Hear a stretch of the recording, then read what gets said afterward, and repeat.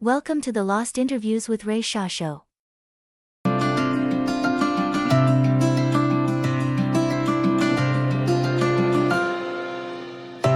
Hello, Norman.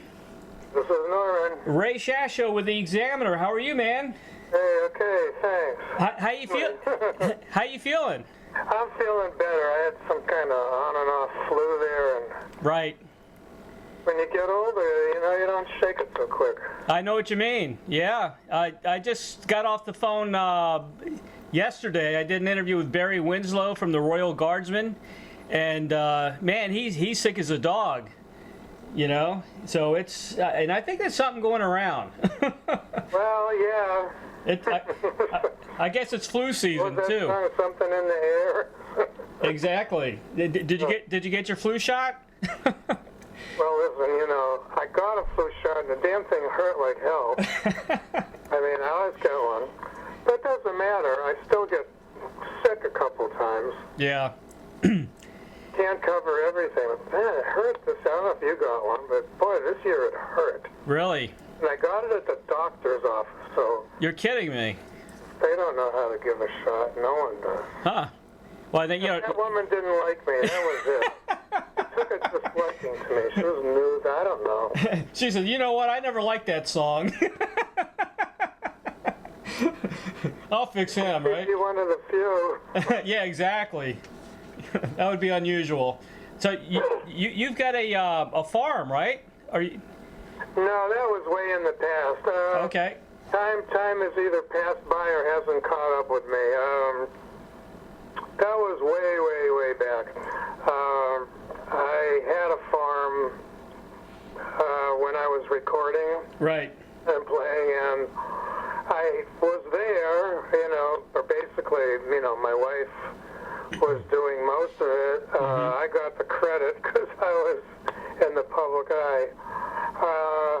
But we got divorced, so that was it. I was out of that situation. Right. But you were a dairy farmer at one time, right?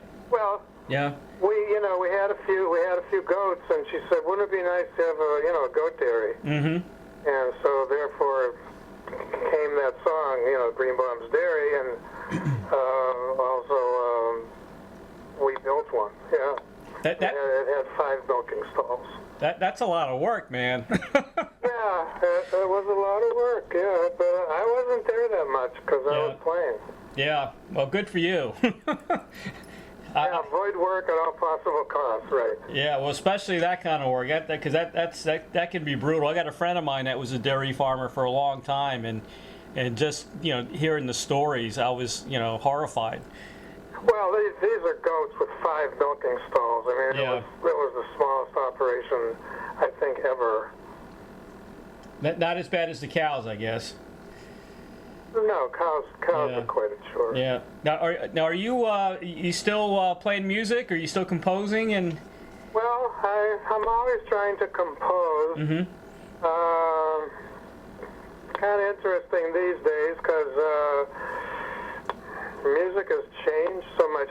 Actually, sitting here thinking to myself how the production values have just gone in a way off in an odd direction. yeah, More into almost not exactly disco, but certainly heavy dance music, and with these repeating phrases. Right, I don't right. know what you call it. I'm going, boy, I don't know how to. I don't know. I wonder if I could write a song like that. Give it a shot. Maybe they'd have a shot again. Yeah, you're right though. It's very much dance music, and it's kind of remnants from the disco era in a way, And Yeah. It's all in the production, and what I must say, some of those productions are quite good. Right. For sure. Yeah, but there's nothing that measures up to the '60s and the '70s, because we had it all back then. We were very, very lucky to have that kind of music, and I was a DJ. I was a top 40 guy. Oh, were you? Yeah, but later though, back in the late '70s, early '80s, when new wave and Blondie, and actually when disco kind of took over. So But still, there was was great songs right into the 80s. Yeah, they were like good. A lot of that stuff. In fact, I was a fan of hair bands of all things. So. Mm-hmm. Yeah, me too. You know, and anything in that time period is, my opinion, better than a lot of stuff today. It's just that the radio doesn't play any good stuff anymore. Radio's really gone down the tubes, unfortunately. I hardly listen to the radio. When I can't sleep, I watch MTV. Yeah. So that and they play music at night. So I kind of catch up on that, or on the internet. Well, I guess we're lucky as far as technology nowadays, but there's nothing like, a great record coming on. You hear it on the radio, and you run down to your record store to buy the 45. Oh, absolutely. I don't know if that happens much. Maybe you run to iTunes, but yeah, I'll figure out how to illegally do it. But I take great pride in the fact that I at my website I get emails all the time, and people will write to me and say, I heard, I still listen to the oldie stations and they play your song, and I swear to God, I still have to pull over because it's just too powerful. It's amazing, that song, the staying power it's had over all these years. And it's totally amazed me. Who was to know at that time? I was happy to have made it. And it was a risk, and I almost didn't make it, and then it made it, and then it went away. And, years later, it's got recorded by a couple other people and was number one 2 more times in England. Right. And then it just took on a life in movies and TV commercials and heavy-duty play on radio. Some people, I've talked to DJs, and they've said, boy, if we don't play it in the morning, people get mad. Yeah. So that's pretty good for the ego. It always makes me feel good when it comes on. It's like it's almost like an unexpected surprise. Yeah. It's like, those are the days. That you just, and it's such a spiritual song, and you're Jewish actually, aren't you? Yeah, but I'm a writer, and I've always thought I can write whatever I want to write about. Sure. I got in this mood after watching. I was into a lot of kinds of music, from jug band music to country music, and I was taken by Porter Wagoner because he wore these snazzy coats that he got from Nudies in North Hollywood, and had the big pompadour, and he was kind of interesting. Right. And and he had a show on TV, and I'd watch it. And one day, he's singing this song about a preacher, and I go, wow, that's a little out of my league to write about preachers and stuff, but I can do it. It'll be interesting to see what I come up with, and that's what I did. But it had nothing to do with having a religious background. Right. And as many people, kind of think that I was tongue-in-cheek and making fun by saying I've never been a sinner. Right. Basically, I didn't know any better. Yeah. Yeah. I just did it off the top of my head and put music to it that was unbelievable when you think of a spiritual type of song, and it was very risky. Sure. But as it developed, the producer and I both knew we had something. But it appeals to so many people at all different levels of life. It really does. It sure does. It got onto Rock Band too, so young kids got to know it. And it's been in so many movies, people just know it in general. So. It's been quite interesting, and it still sounds great. It still sounds wonderful. It really does. And I listen to it, I go, wow, is that me? Because you listen back to a lot of songs, they sound thin, underproduced, whatever. But this one, it just bellows out. Well, I always thought, I had this conversation with many artists, including Mark Lindsay, Paul Revere and the Raiders, and all kinds of guys, and we all agree that the music just sounded much better back then. Anyway, to me they overkill it with what they do in studio. We specifically mixed it on small speakers, so it would sound good in a car. Yep.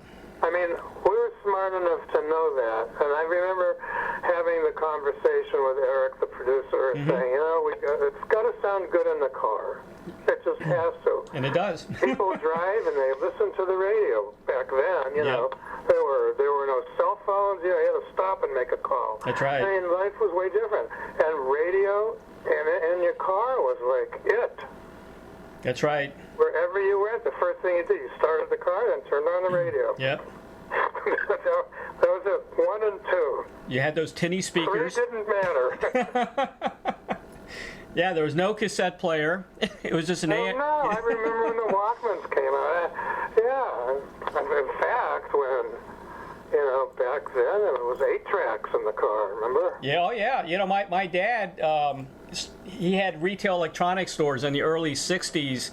And I was part of that. As a matter of fact, I wrote a book about my experience in the family business in Washington, D.C. Oh. So I saw all that since I was a kid, growing up around 6 years old.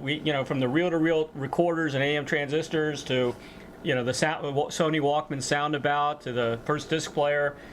So we got to play with all that stuff when it first came out. Yeah, it's something. I mean, I've got all these gadgets now. I look at them every once in a while and go, wow. I mean, here I am in front of a computer. I press a button and it's telling me stuff. It's crazy. But I remember, recording. We had this big fat tape machine. Yep, that's right. We didn't want this part. You had to stop, hit the tape, you had to splice it. I hated splicing. Now you go in there, you flick a switch, it's on. I hated splicing. I had to do that in radio, for spots and stuff, and that was just a pain.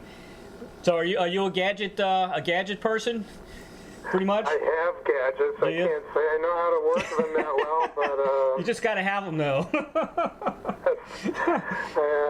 Yeah, I'm one of those. I mean, I got a Macintosh, I got a PC, I got a laptop, I got an iPhone, I just got a... You are a gadget person. I just got an Amazon Kindle Fire. Oh, did you? How do you like it? Well, it doesn't have the response of an Apple product, but it serves its purpose in the fact that, I do a lot of business personally through Amazon. Right. So I have their Prime membership, and so I get all these movies and stuff. So, if I want to lay in bed and do 4 things at once, I can do that. Yep. I can play with I live alone now, but I can play with the cat. I can, watch Mrs. Doubtfire on the Kindle. I can watch NCIS on the TV and roll over and put a couple of words into the crossword puzzle. Pretty cool. I always wanted a Captain Kirk chair, with all the buttons on the chair, and then a big screen in front of me like he had on the Starship Enterprise, but that's the TV, of course. Well, funny you bring him up because he just recorded Spirit in the Sky. Yeah, that was on his latest album, right? Yeah. Yeah, that had a tremendous, amount of great artists on that. So that's right. Yeah. I didn't participate, but I knew of the project as it went along. Yeah. So do you have anything going as far as do you have any business ventures or anything like that happening right now, or? No, not really. I've been doing a few gigs here and there. Okay. Just as a guest artist. Right. And that's about what I'm doing now, and we'll see what happens. Hadn't been doing anything for a while. I just didn't feel like it. And kind of just got cozy staying home, and, takes a lot of work, actually, to run my website. Yep. So just, decided to do that for the last few years, but I've just been getting back on stage and doing some guest spots, and cool. Yeah. It might lead to something for next spring, summer. Sure. Hopefully, so we'll see what goes. If you did a mini tour or something like that, man, I bet you'd pack the house. You know that? Just from Sprit In The Sky. Well, I think so. Doing that, it's nice to have some people that you want to have around you rather than just put people together. Right. And so we'll see how it goes. There's, lots of musicians in this area, and Yep. you never know. Yeah, exactly. It might turn into something, so we're hoping. Sure. What? How many guitars do you own? Just curious. I have a Martin and a Gibson. So, do you still actively play like every day, or Actually, I hardly play at all. Really? I transitioned into after Sprit In The Sky and a few flops. Mm-hmm. I transitioned into being a lead singer. Really? Huh. Yeah, and I had bands that had great players, and I finished off doing that. I kind of stopped playing. So I fiddle around, but Right. I must say my chops are a little rusty. You could have done so much, though. You could have done a lot of, either collaboration, studio work, a lot of things, Well, I was never a great player, to tell you the truth. Right. My forte really was writing. Okay. So, I loved to write all through the years. That was my thing. How about a book? Do you have a book out? Well, there's been some inquiries about that. Nothing has come to fruition, though. You should write it yourself. Don't get a ghostwriter. Well, in terms of the ghostwriter and everything, it's like they bring, I don't remember all these things. So when someone sits down and says, well, what about this? Right. What about that? I go, oh yeah, and then it starts coming back to you. So that's sort of a good springboard, I think. But you have to be totally involved. Yeah. Oh yeah. I'm just thinking, if you like to write, you will enjoy writing the book. Myself, I'm not quite sure how interesting of a book it would be, since my career was kind of choppy and it's based. Well, I guess it's interesting. I was named a one-hit wonder. Right.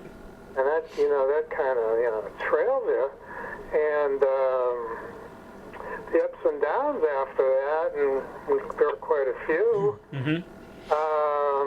Who knows how interesting that is for an entire book? I didn't tour as much as people thought, and I mostly was a California band, Right. and I don't know. It was cool. It would take someone with quite a curious mind Yep. to, sit with me for a very long time and come up. Just a little book of anecdotes isn't that exciting. And, who wants to hear about whether I ever had managers that were in the mafia?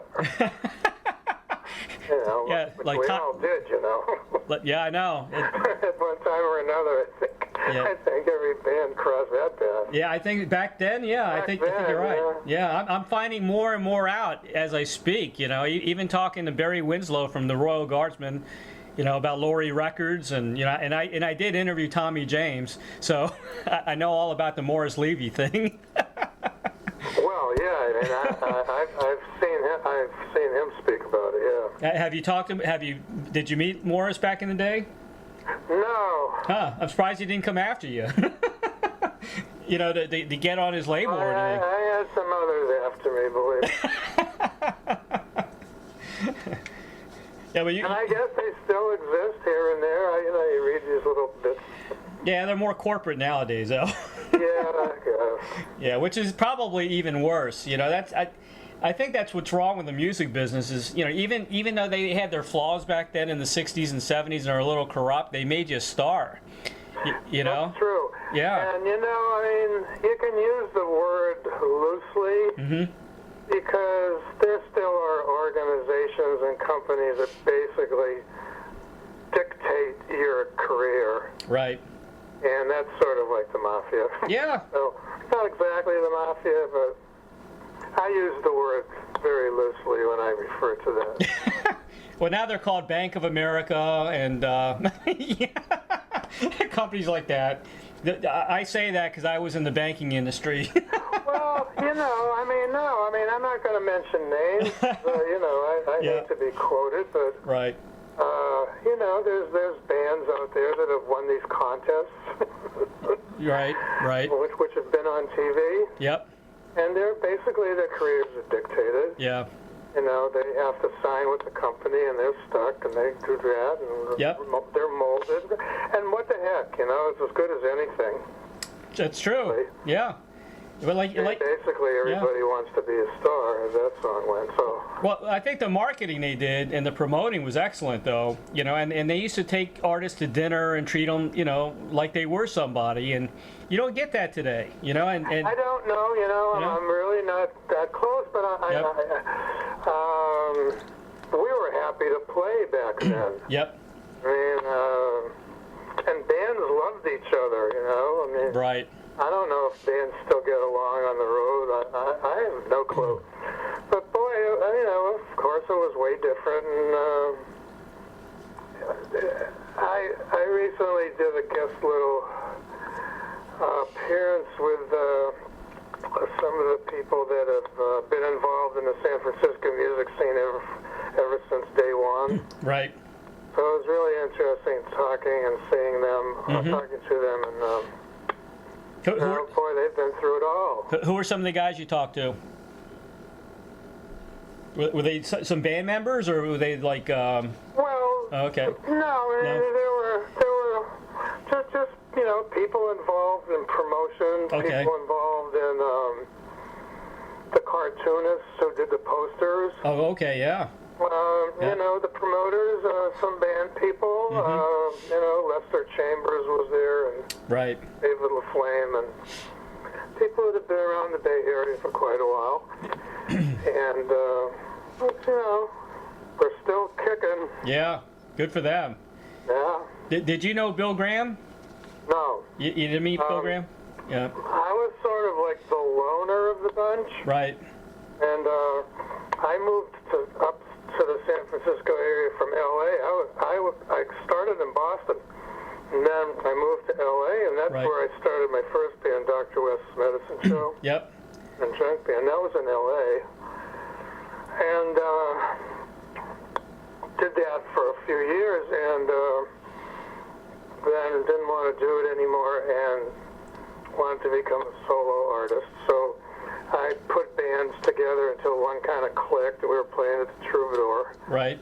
And Eric Jacobson, who had produced 11 Spoonful, happened to walk in, heard me, and came backstage and said, I'd like to sign you, just like that. Just like that, huh? He says, I don't want the band. You want to move up to the Bay Area? I'll take, let's write songs and produce them and see what we can do. Yeah. That's what I did. And so that's where Spirit got born. And that happened during a. But then I immediately moved, north. So I was never really in the city. Okay.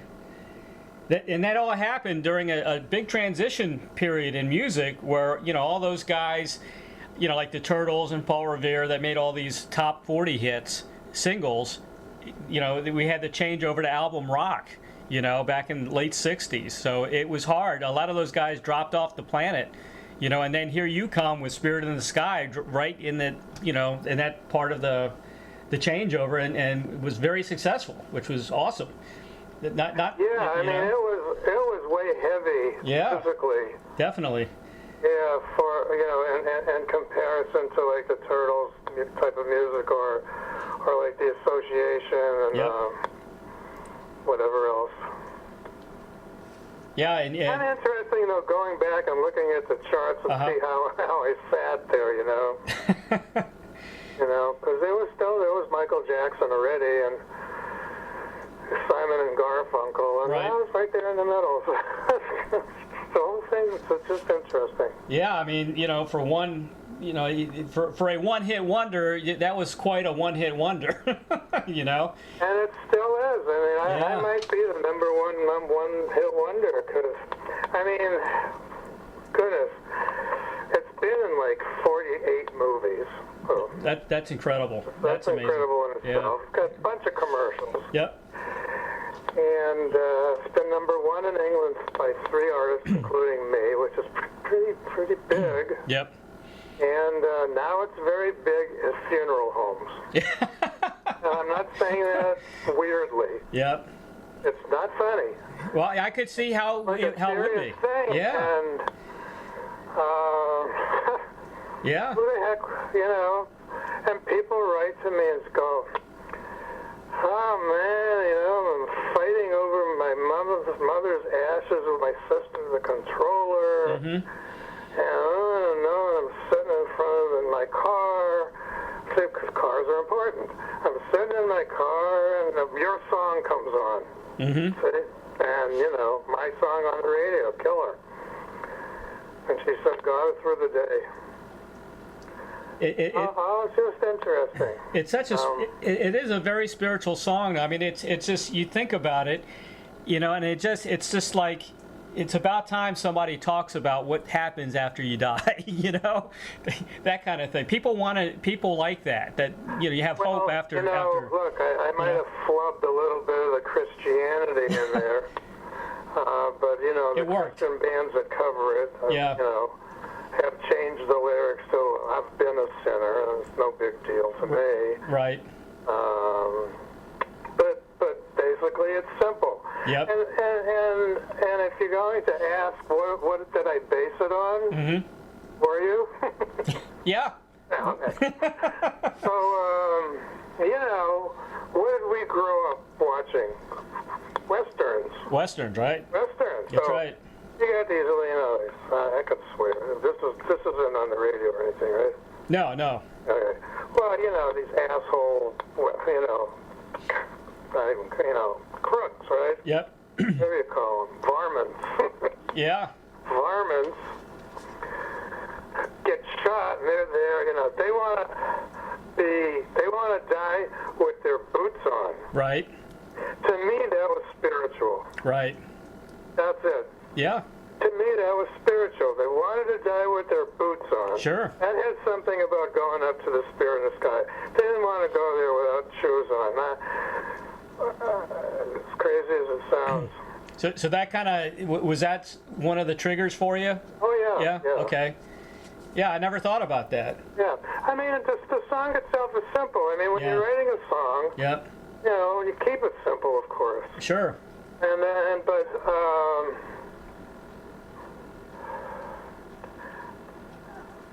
it wasn't like a Christian song of praise. Right.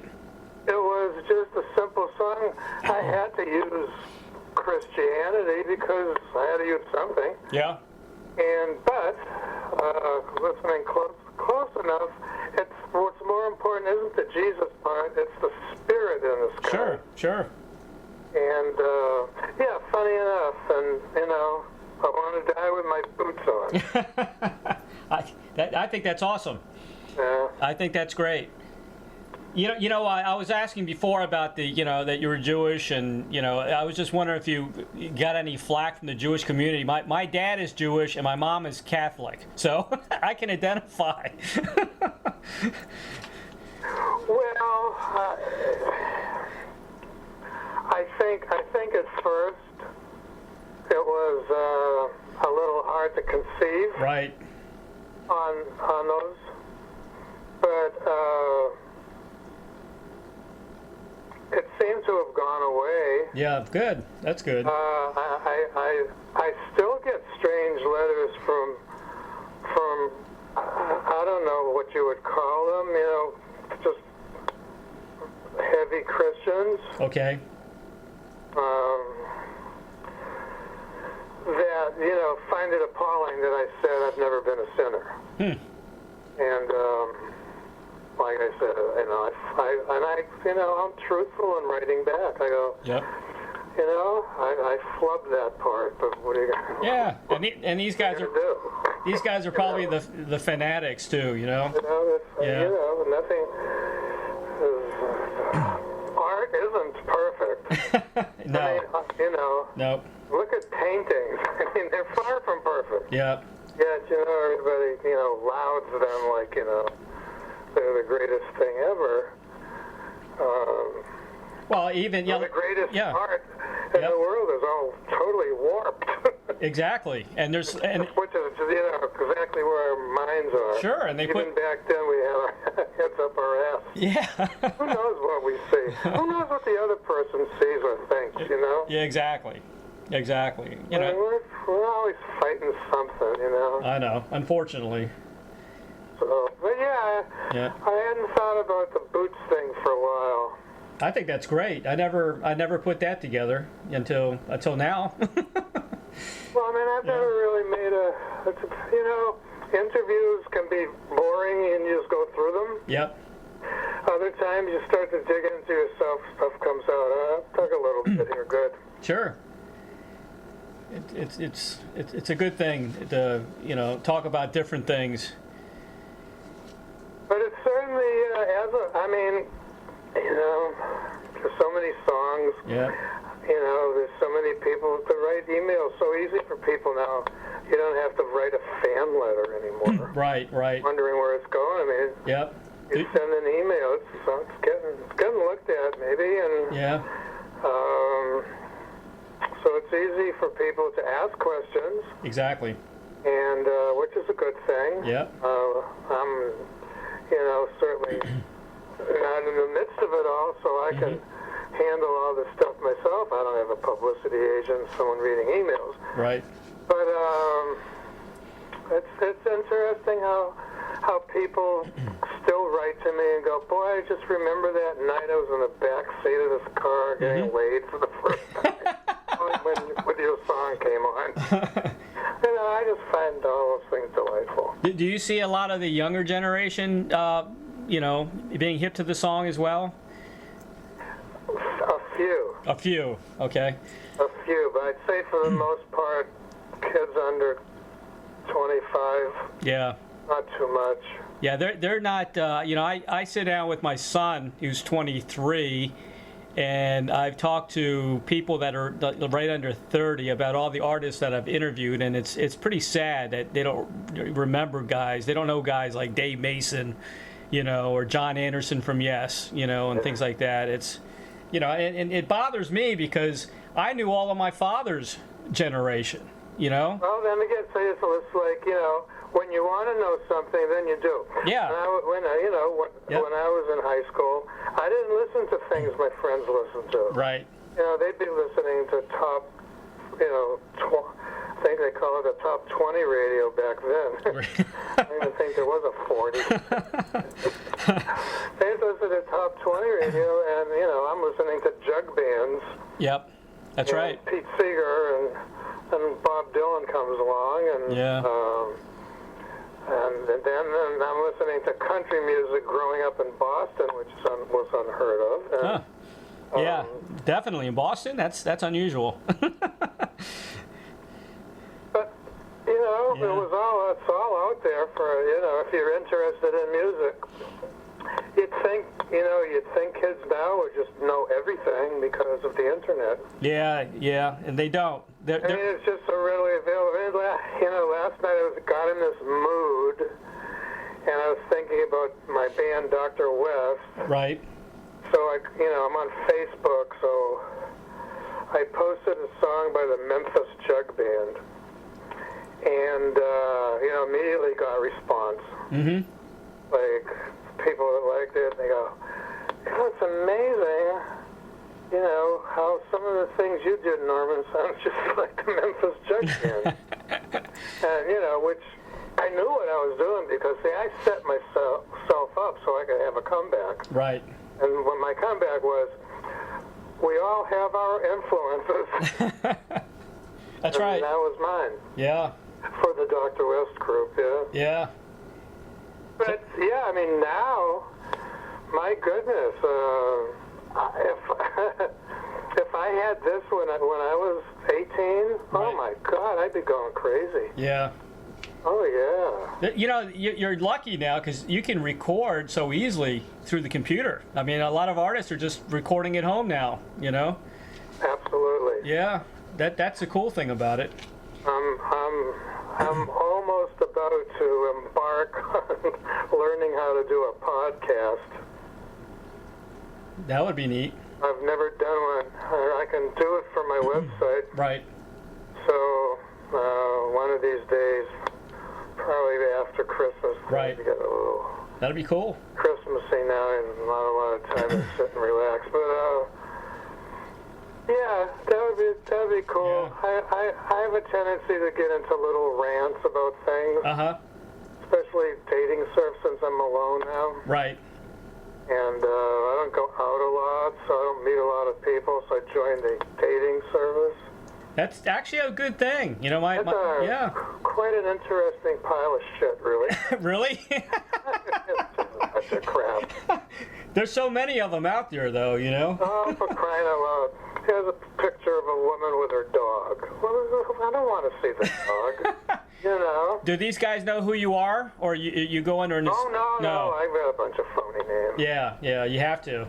I have to, and I'm very careful. I've gone out with a couple that were, you know, basically physically attracted to me, they said. But, yeah, but boy, you know, I mean, I got a good rant going on that one. And then, they have to take a picture with their grandchildren. Oh, no. You know, fine, you have grandchildren.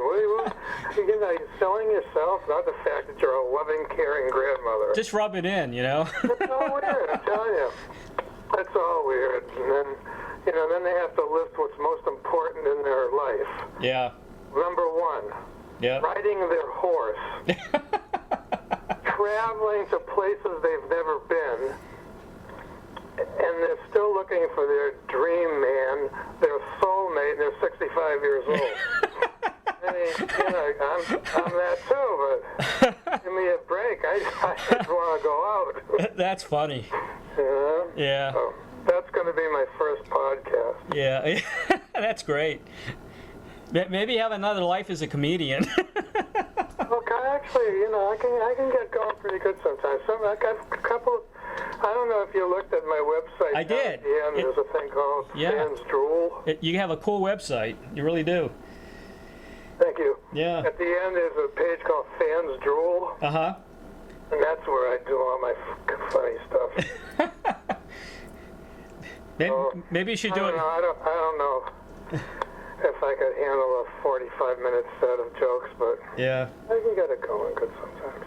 Well, maybe you have to do something. You know, maybe the age group of these dating sites. You got to, you know, start it at 30 and under or something like that. You know, to attract somebody that's. Oh, don't you wish you could? Because they're still they still have looks. There's a lot of girls with daddy images, issues or whatever. I don't know. A lot of young girls. Yeah. Yeah, you can't. It's interesting. I kind of wish I had that back in high school, though, because, you know, back in high school, women were, you know, we had to wine and dine them, spend money, and get down on our hands and knees sometimes, you know, to... Well, you still have to do that now with dating services. You have to wine and dine them. But the kids... That's fine, you know. Well, when you're in a band, you know, you can meet about as many women as you can... That's true. You were in a band. To, yeah. Because you just can, and usually you might even wind up with one and marry one, but... Yep. Well, it's okay. Do you have kids? I have two. Are they? Where are they at? They're around the age of 40. One, my son lives in Alaska. Alaska. Oh, cool. Yeah. And my daughter lives close here. Right. So I guess are you a grandpa? Yes. Yep. So are you gonna get their pictures and next time on the dating site? These are my grandkids. Well, see, they're too old to be taking a picture with. I mean, you just got to go to a dating site and look at this. It's just crazy. You know, I'm just nuts. You know, I've lost something up there. Are there some of the pictures kind of provocative? I mean, are they out there trying to sell the goods, so to speak? Oh, no, those are the phony dating sites. You know. Okay. If you get if they that's all computer run and spun photoshopped, and it's all these people don't exist. Photoshopped. Gosh, that's terrible. Like, why is it, a 24-year-old sending me a message, and that's way off. Yeah. But it's all a lure to get you to pay them $30 or $40 a month. Right. Exactly. For the rest of your life, because if you forget the cutoff point, you're stuck another 6 months with them. And yeah. Well, I guess it beats going to the clubs and doing that thing again. I'd hate to have to do that. Oh boy, yeah, making the scene. Yeah. My goodness, dancing to extremely loud, drinking a lot. Kesha music. Yeah. I don't know if I could take that again. Oh, how many songs like Kesha could you do? Yes, exactly. I gotta ask you this. This is something that's been burning at me for years. Okay, and I think I'm kind of right on this. I really think ZZ Top ripped you off. LaGrange. I don't know who came out first. No, you came out first. Did I? Yeah, LaGrange. Look, it's interesting when you pull apart those beats. Right. Between Canned Heat, me, and them.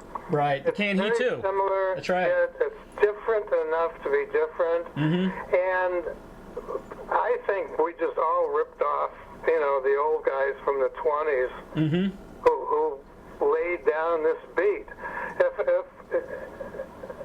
If you go back and listen to all this black music from the 20s, you'll probably recognize all rock and roll.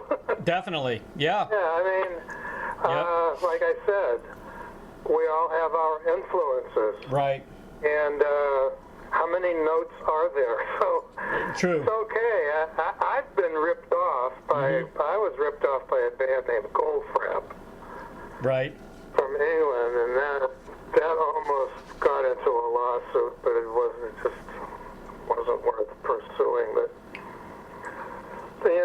these mashups that you were a DJ, they do these mashups. Yeah. Oh yeah. Well, there's a mashup of me and ZZ Top and something else, and yep. It's similar enough. But boy, you can take almost anything and make it into a mashup. It sounds pretty much the same. That's right. So, did they rip me off? I never considered it a rip-off. Right. It was just them doing that. That was just fine with me. I don't think Canned Heat ever thought I ripped them off. Right. It came out just about the same time. About same, yeah. So. Yeah. But say But again, when you listen to mine, there's notes in there that are way different. Right. It sounds, to the ordinary ear, it might sound very, very alike. And you listen close. I made sure that it was different enough. So I wanted it to be different enough. And that's what good music is. Exactly. Yeah. But see, you and Canned Heat, like you said, came out around the same time. ZZ Top had time to think about it, so they, they get to study both of your songs and then pick and choose which one they want to, Well, I emulate. went through this phase about 2 months ago where everything sounded like Coldplay. Really? Yeah. It was like some other band was doing it, and something. I think it was like Britney Spears. I think, Jesus, it sounds like Coldplay. So see, there's only so many notes. True. That is true. And I don't think. Yeah. People do it purposely. I think sometimes it's just faultily. Even George Harrison didn't mean to do it, and he got sued. That's right, he did, didn't he? Yeah, he did. He lost. Yeah. Yeah. So. Yeah. Boy. I'm never writing another song again. I don't want another lawsuit. Yeah. Boy, what do you do? Another thing, Luckily, most of my songs are so different. I never worried about it, really. Well, Eggplant that ate Chicago, who knows? Maybe somebody will rip that one off. Could happen. Well, look, I've followed up Spirit in the Sky with one of the craziest songs of all time called When You Gonna Buy Me a Canned Ham. So you're calling me a comedian, and at that point, I guess you could. Yeah. You sang a lot about the... What kind of song is this? That's a good one. Because I'm so simple. That's a good one. Yeah. This doesn't relate to Spirit of the Sky. I know. It was different. You want us to put this out? Oh, yeah. That's great. What were they expecting you to come out after that album? Something similar? Probably Spirit in the Sky in some form or other. Right.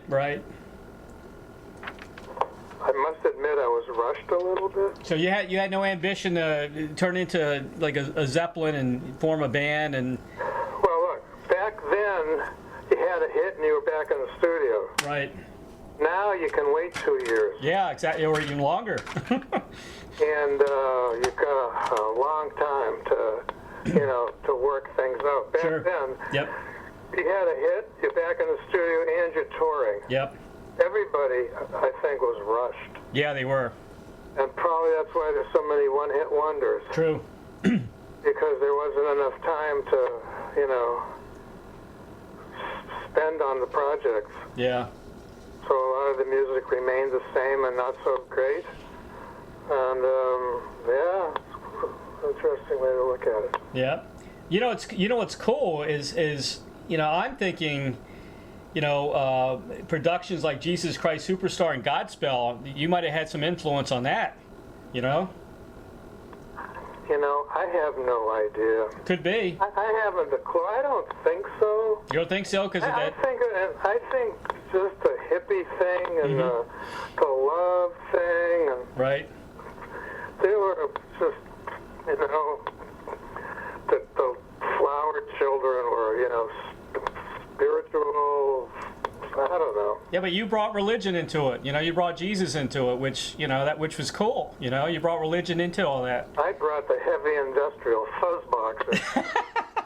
That's what I did. That was cool. I loved it when someone coined that phrase. That was a good one. Yeah, that was pretty I don't remember who did it, but... What were some of the bands that you toured with back then? Well, I don't think we toured with one band like we showed up. Okay. We opened for the Doors and Moody Blues. That. We played the same gigs with Leonard Skinner and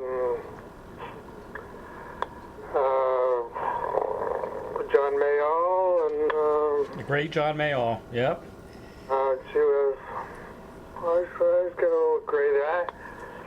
Plenty, lots of different ones. And then we headlined a little. And did you get to hang with Jim Morrison a little bit, or? No? He was not available to hang with the Norman Greenbaum band. And I didn't care because the gig was in Hawaii. Yeah. I just wanted to play and go in. You did American Bandstand too, didn't you? I did, yeah. I did all those shows and everything. And I went to England, did Tops of the Pops and all that. But It was a very big hit in England. Must have been fun times, though. It was whirlwind. Yeah. But simple. Right. I mean, we didn't have an entourage. We had a band and a couple of people, a road manager and stuff, Yep.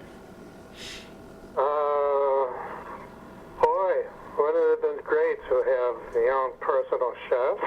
Really? A hairstylist, everything. Huh. How were the groupies? Right, we had groupies. Yeah. Yeah, everybody's Nobody likes talking about the groupies anymore. Every time I said, give me a good groupie story, I don't know, that's X-rated, I can't tell you. I don't have any good ones myself. I really, I was married through that whole bunch of time. Boy, that must have been tough. I never was with a groupie. They were around, Yeah. Well, do you have one good story from back in that day? on the road or anything like that you can think of? One good story? Yeah, something, funny or... Well, I got a good one. We were playing in Atlanta. Uh-huh. We were going to open up for Bonnie and Delaney. Oh, yeah. And the gig was in this rather old hall. Right. And Bonnie and Delaney had done their sound check, and there were sparks flying. So they hiked and refused to play because the wiring was faulty. Right. So the whole gig was going to be canceled. But I said, we'll play. And sparks did fly. The wiring was faulty. We had to be very careful not to electrocute ourselves. Wow. Did you made it through the the... audience basically kissed our toes because, we had the balls to play. Right. I'm not sure if they knew that the wiring was bad, but they were happy just to have, we played. Boy, that was great for everyone. So you made it all the way through, huh? No problem? Yeah, but I'm telling you, sparks flew. Yeah. Yeah, you could have gotten electrocuted easily. Absolutely. Then you would have been in the Sprit in the Sky. Yeah. Wouldn't that been ironic? Oh, yeah. Man, oh, man. Was Delaney and Bonnie, were they there with any, was that Delaney and Bonnie and friends, or was that just them? I believe it was Delaney and Bonnie and friends, and I actually never even caught eye of them. I don't know who their friends were at that time. Yeah. I think Dwayne Allman didn't play with them. Oh, yeah. That was cool. He was alive or dead at that time. Yeah. Bonnie Bramley just did a benefit here in Bradenton about a month ago. Oh, really? Yeah. With Dickie Betts. Dickie Betts lives here. Okay. Yeah. He was with the Allman Brothers. Yep. Yeah.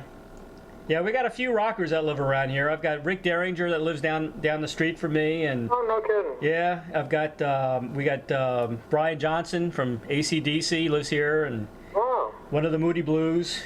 Yeah. Well, it's warm, man. This is where you should be. Where are you at in California?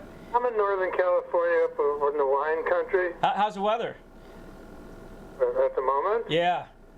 It's got a little sun out. It was probably about 50, 55. That's not bad. It was about 30 this morning. But, huh.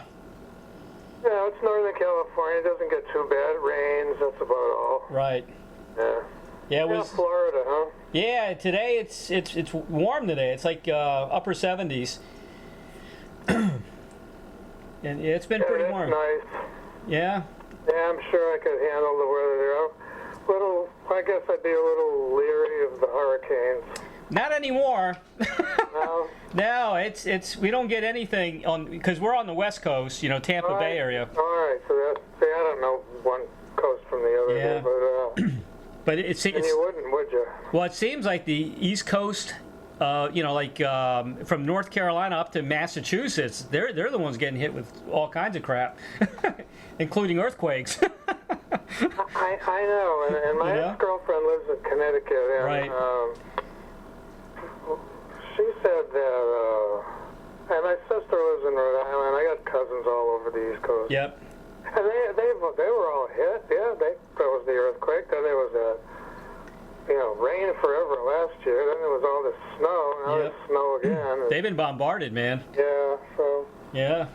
So here's California, trudging along.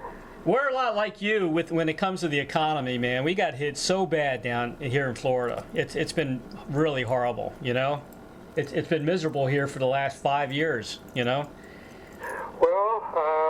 where I live, of course, the major impact right is the housing market. Yep. My house basically is worth about 55% of what it was. Yep. Yeah, I know. Which is, awful. It is awful. Just awful. Yeah. We're never going to see it ever get back to there. We all just took a huge hit, and what do? I luckily off the record, I was able to refinance, and Yep. I'm not rich. Right. Well, airplay does add up. Yeah. Not in, not a lot. I mean, not when they start talking about the rich, taxing the rich, and they go, if you make $250,000, you're rich. I mean, I don't think if you don't make $250,000, I think you're poor. Yeah, pretty much today, yeah. I mean, today $1 million is nothing, right? Well, $1 million $1 million $1 million. I'm talking about 250. I hate politics, So do I. It's like, what do you do when your accountant says, well, we're up to 249,500, right? And you go, oh shit, I can't make any more money. They're going to tax me another 7%. Yeah. Yeah. That's crazy. I know. No, nuts. I don't know. I've kind of. I follow politics because I watch TV. I watch the news. Yeah, I know. We get suckered in. Well, I mean, what else you gonna watch? True. Some little 13-year-old girl break down in front of Simon Cowell. That was awful too, actually. I found a new station. I don't know how long it's been out. It's called Me TV. And it's got all the old shows, man. I mean, from The Odd Couple to... Oh, yeah, they had it here for a while, but now it's a Spanish station. Oh, gosh. I love it. It's brings back a lot of memories, Mission Impossible and, like you said, the old Westerns, the Rifleman, Bonanza. They're all on there. It's great. Well, there's a Western station on cable. And, oh, really? Yeah, they play all those old Gene Autry things, and yep, I love the old Westerns. They're great. They're interesting. Yeah. I get fascinated by strange things. They're so unrealistic. I mean, yeah. Like, if you know anything about the Old West, they weren't rosy-cheeked people. Yeah, you watch these old Westerns. They're so clean. I know. And they never show who's washing their clothes. It's like, do they have like a Chinese laundry hidden behind a salon? Yeah, I know. Yeah, that's the truth. Yeah, I was watching The Rifleman the other day. And again, you watch these movies now with these car chases and crashes and everything, Yep. and there's no police around. They're shooting people dead all over the place. No cops. That's Hollywood. That's Hollywood, yeah, but, God forbid you're going down the road talking on your phone, and of course you get stopped. Yeah, that's right. So imagine if they made a movie about you, what it would turn out to be. The end product, right? Oh, okay.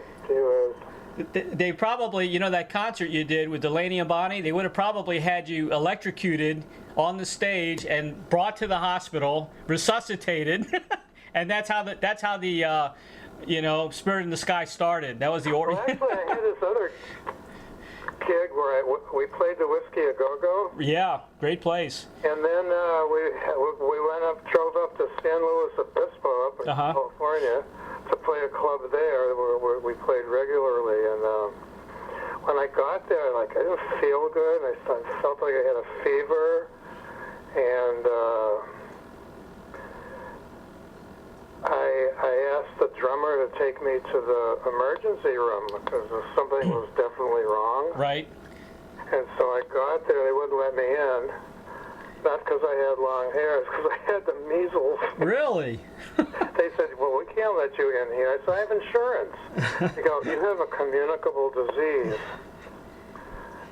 You have the measles. How the hell did I get the measles? Well, somewhere in L.A. I got the measles. Wow. Visiting people's families, I guess. I mean, I was around. One of the kids or something, huh? Yeah, they had young kids, so I went and got it there. I had dinner with some friends, but that was a weird one. So I had to go back to the motel and lay low for a few days with my fever and everything, with the measles. Couldn't play. And then there's this knock on my door, and I go, "Who is that?" And he says, "It's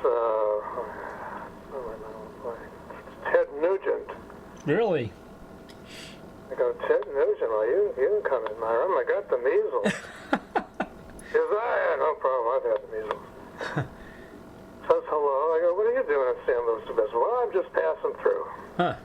Now, here's the story here. I don't know if it was a illusion, a delusion, or a dream, or he actually knocked on my door. I've never met him. I've never been able to find out. I pretty much think it was a dream. That's funny. We gotta find out. Yeah, I'm pretty sure it was a dream. So, I mean, you got a fever. Yeah. With the measles, you're in and out of whatever. That's right. Laying there, bored. And hallucinating. Kind of funny. Yeah. Well, I'll probably run into Ted here one day. I'm gonna tell him that story. Yeah. Yeah. And he'll say, "Yeah, I was there." Yeah, that'd be something, wouldn't it? Yeah. We chatted for about an hour. I brought him a couple of girls. Well, he doesn't remember that. Yeah, I don't remember that part. I'm on the way wrapping up now, just so you know. I know we've been on for a long time. Okay.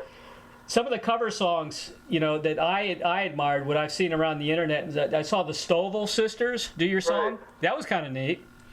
And They did a pretty good version. In Yeah. fact, I'm doing a guest appearance in February locally here. right.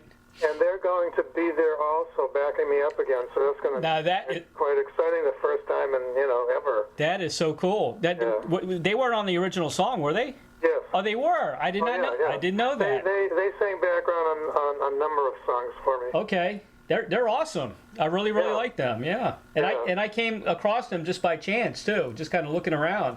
Oh, really? Yeah. Yeah. They live in Northern California. They live in Oakland. Right. And I occasionally speak to one of them. So Yep.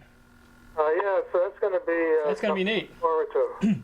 I saw Daryl Mansfield did a cool, pretty good cover. DC Talk, and Elton John did not a bad cover of the song also. I don't know if it was Easy Top cover. Oh no, not Daryl Mansfield and DC Talk. DC Talk. DC Talk, yeah. Yeah. I've never heard their version. I know they did one. Well, it was covered by the Blind Boys of Alabama, Right. and of course there was the Doctor and the Medics, Yep. Dr. the Medics. one, and then Gareth Gates, and those are the two that became huge hits again all over Europe. Who's your favorite cover song? I think I like the one by the Kentucky Headhunters. Yeah, that was a good one. I did see that. Yeah. Yep. Although, the Blind Boys of Alabama, it's kind of an interesting track. Mm-hmm. Because Charlie Musselwhite's playing harmonica. Yeah. And, Yep. I think the guitar player was from Los Lobos. Yep. And I see Charlie Musselwhite. He lives up here. So I always say, hey, that was great. Mm-hmm. So I kind of like that one equally. Yeah, I just interviewed Kim Wilson from the Fabulous Thunderbirds recently. Oh, yeah. Yeah. I could see them doing the song too. Well, it's about time someone else did it. Put out the word. Now, do you get royalties anytime anybody does a cover? How's that work? Well, if it sells more than one. Okay. Yeah. Well, I'll put out the word. Oh yeah, no, it's all legitimate. Yeah. Well, Norman, it's a great song. If I may ask, what is your angle on this article? My angle? Yeah. Well, I'm a classic rock music reporter, and I also do classic TV. No, I mean, like, what are you going? What's like the gist of the story you're going to write? Just all of an interview, what you're doing now, talking about the legacy of the tune, Okay. that kind of thing. All good stuff, all positive stuff. And there's so many people, every once in a while on my Facebook site, I get somebody posting your YouTube video, and right away they get tons of likes, So you're real popular on my Facebook page as well. So. Oh, cool. Yeah, it's going to be. They're going to be really tickled pink to see the interview. And I'll put out Please mention my website, which is spiritinthesky.com. I'm going to promote all your stuff. We'll do the website. What else you got to promote? Anything else? Anything else you want to throw out there? That's about it. We'll mention the. I guess when you play with the Stovall sisters again, that'll be cool. Talk about that. Yeah, there's not much. That's happening. Right. There's not. It's in February, but it's really, other than just a mention, it's pretty hard to promote it. It's mostly this other band, and we're just going to be. There's going to be a bunch of guest artists. Okay. For the night, but I guess just to mention that I'll be singing with them for the first time in many, many. Yeah, I think that's awesome. And yeah, I'm looking forward to it because it'll be pretty good. Yeah, that's very newsworthy. Yeah. You know. Do you want me to put a hint out there for any single ladies that are maybe under 40 and rich? Norman is looking for this particular type of woman. Oh, gee whiz. I like the rich part. The rich part is good. Rich part's good. Why not? How about a rich Floridian? There you go. Widow. We got a lot of those. We got we get a lot of those. Floridian widow without a Brooklyn accent. That exists. Well, we got down here, we got the cougars. So you might get a cougar, but she might be like 80 years old. I don't know about that. But she might be a multi-millionaire, so Okay. you may have to think about that. Yeah, really. I feel like a racehorse needs blinders. That's funny. Norman, I want to thank you so much for spending some time with me today, man. It's been a real pleasure. Thank you. Talking about blinders, I do sponsor a race at the local fair, Okay. which is one of the interesting things I do. Huh. All it consists of is getting 30 friends together and having a party and getting a picture taken with the winning horse. That's pretty cool. Yeah, and but I also enter things at the fair. I've gotten into doing that. Right. And I won a bunch of blue ribbons over the past few years. What kind of things have you entered? I enter photography. Right. I enter plants, and I enter pastries. Huh. So I've won quite a few first and seconds, so wow. that's something I do with myself. So I have a garden, so Okay. I'm always planning that for the next year for the fair. Well, I'll mention that as well. That's a great. Yeah. I've gotten into that as a hobby. Well, what I'll do once it's published, I'll send you the link. Well, I can send it to Billy if you want, and he'll pass it to you, or you can give me your. Do you want me to send it to your website? Do you have the email address on your website, or? Well, yeah, just Norman at spiritinthesky.com. Okay, I'll send it there, and I'll send it to Billy too, because sometimes he likes to put it on his website. Right. Well, he's going to be doing some work for me in addition. So. Okay. Yeah. Yeah, he's a good guy. Want it. He's a good guy. Me and him are about the same age. Yeah. That's good. Yeah.